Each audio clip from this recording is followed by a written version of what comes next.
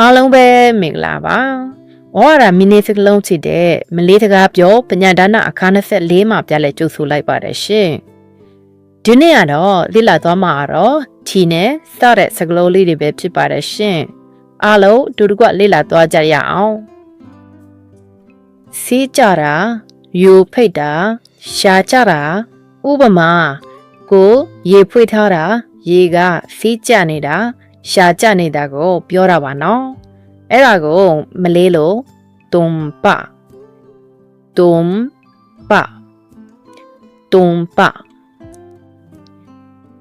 ဲ့တဲ့ဥပမာဓာတ်တစ်ချောင်းကိုကြော့တုံးနဲ့သွေးလိုက်တယ်အဲ့ဒီဓာတ်သွားကိုကန်ကြည့်လိုက်တော့ဓာတ်ကထက်နေတယ်အဲ့ဒါကိုမလေးလို့တာဂျမ်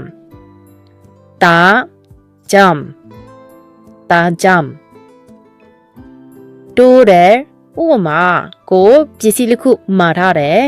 အဲ့ဒါကိုနောက်တစ်ခုထတိုးချတာတော့ထထက်ချတာတော့ကိုမလဲလို့တမ်ဘ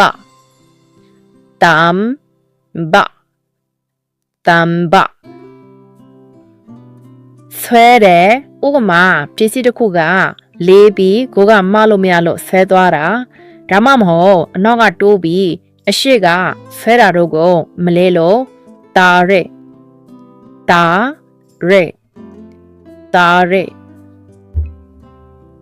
လဲတယ်ဥပမာ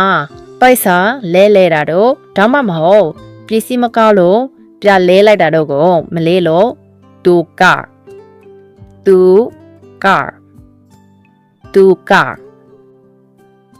ရှိတယ်ဥပမာ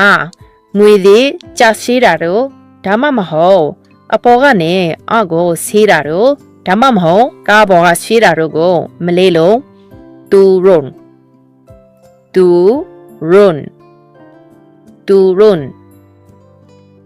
ထူထောင်းတာဥပမာမြို့သည်ထောင်းတာတော့ဒါမှမဟုတ်ကြောက်ခဲမာလို့ထူထောင်းတာတော့ကိုမလေးလို့တပု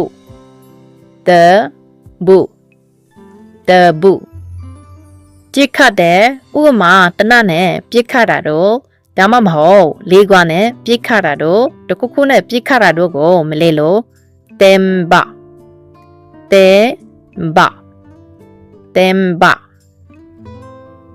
ဒီနေ့ကတော့ဒီလောက်ပါပဲရှင့်ဝါရမီနီစကလုံးလေးတွေလေ့လာရတာကိုယ့်အတွက်အကျိုးရှိတဲ့ဆိုရင်တကယ်လို့အပါမကြည့်ဘူးဆိုရင်အောက်အကောမှာလေးမှာ